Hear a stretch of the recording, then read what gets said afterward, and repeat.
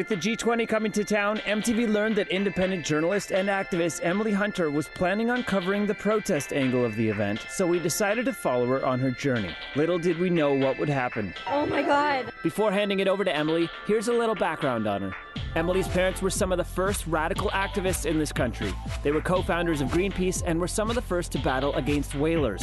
Now Emily has taken over the eco-warrior reins. She was a crew member aboard a Sea Shepherd anti-whaling campaign, and she took a journey to investigate the Alberta tar sands for MTV News Impact last year, and fought on the front lines at the Copenhagen Climate Summit. We followed along with Emily on her journey at the G20. This is what happened. When I heard the G20 was coming to town, I got excited about the prospect of people making their voices heard to world leaders and the public. To create the world we need to live in, we need to join together. You can take to the streets. You can be part of the struggle. I knew that the G20s have a history of getting out of hand, but I figured Canadians were more peaceful than that. Yet despite our peaceful reputation, my home city of Toronto was being turned into a fortress, with fences and police on every block. Toronto was getting ready for a war. So what is the G20? It's more than world leaders meeting and greeting, but 80% of the world's most powerful and richest national leaders converging, deciding the future of our planet. But a lot of people are pissed off at what they're doing to our world, from climate change, poverty, Aboriginal rights, to women's equality. Letting their voices be known, activists from across the world rallied in Toronto in the week leading up to the G20 weekend. I hit up several protests as a correspondent from TV News. They were creative, peaceful, and got some press to help their message get heard. Energy revolution now! When do we want it? Now! When? But on the Friday, the rallies began to change. No justice, no peace, no racist police! More activists joined, and more tension started to build surrounding the G20 protests. Onto the roadway! What was an anti-poverty rally had attracted all sorts of groups, and for the first time, some of the extreme anti-G20 people started to show up, including the Black Bloc, an all-black attired anarchist movement that uses sabotage to smash the state and corporations. They covered their faces and shrouded behind banners, as to block their identities from being seen. Their presence alone created tension amongst all of us, and raised the bar for potential vandalism and chaos. So the Black Bloc, who are kind of known for more violence and more radical actions, covered head to toe in black. They're the ones that kind of smash the windows and do all that kind of violent acts. They're here somewhere, but sometimes they disperse, so you can't find them, and they come together again. So we never kind of know what they're going to do, but I think they're going to do something this weekend. We'll see. As the march began and proceeded along College Street, they didn't do anything, but the cops kept an eye on them, and we could hear the radio chatter. The only cops were bike cops, and they basically just guided the march. As the march moved on, it was slowly getting more intense as chants were getting louder and activists were getting more passionate. The police felt it, and they started putting their ride helmets on. Then this happened.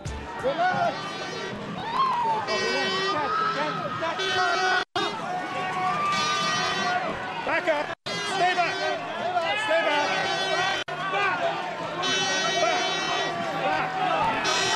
The cops hadn't dealt with this before and were looking pretty nervous. The crowd was getting angry, and the game was on.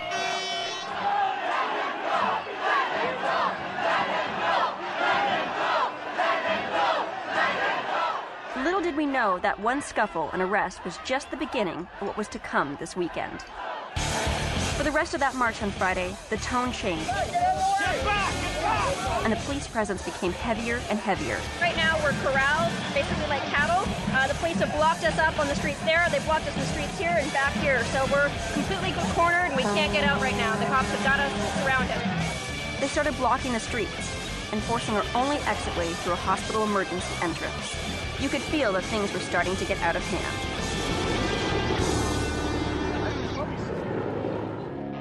The battle had begun on Friday. Cops and activists had clashed, tension was mounting, and everybody was getting ready for something. G20! Then came Saturday, the big day of the G20 protests.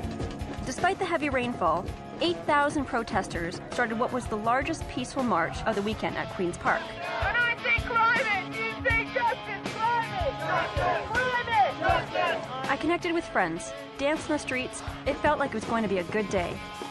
But some of the radicals were around too. On On University, one dude was doing yoga on the Queen's face, which angered the peaceful protesters. Stop cheering him on!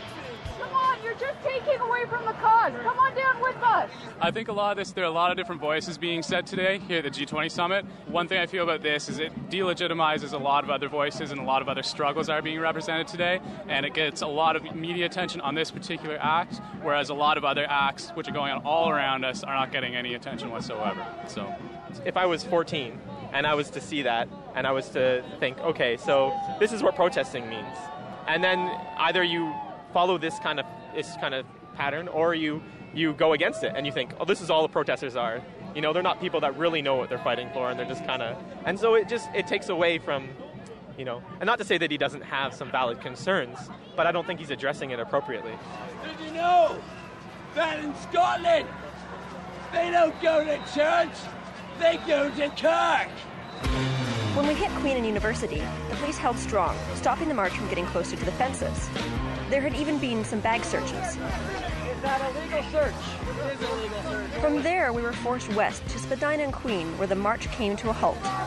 But something else was brewing. We right now are at Spadina and Queen, main intersection in Toronto, and it's just being taken over, sworn by some really radical anarchist activists right now. I've never seen Toronto like this before, so this is definitely a first for all of us here.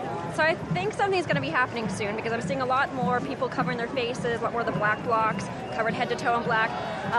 Everyone seems to be getting ready for something. The more radicals are kind of clustering over here. We just saw a smoke canister going off, kind of covering the Toronto sky with this big red flame. So something's going to go down, I think. So having survived the parade of destruction, things came to a standoff at Queen's Park. The riot squad moved in and closed off University to the south, keeping protesters from heading towards the summit zone. We want peace for Canada! No way!